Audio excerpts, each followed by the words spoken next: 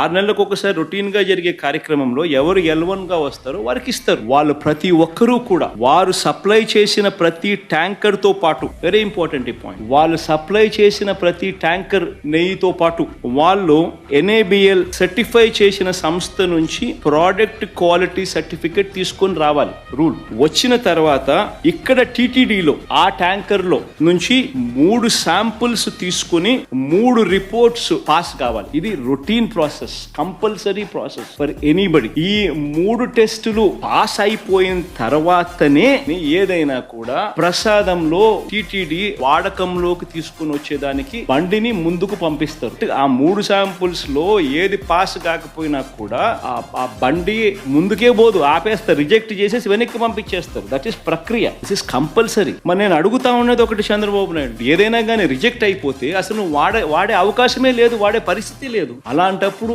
అది వాడారని, అవి నాసిరికమని, animal fat అని ఇలా రకరకాలుగా చెప్పడం అబద్ధాలు కాదా, ధర్మమేనా, న్యాయమేనా అని అడుగుతాం.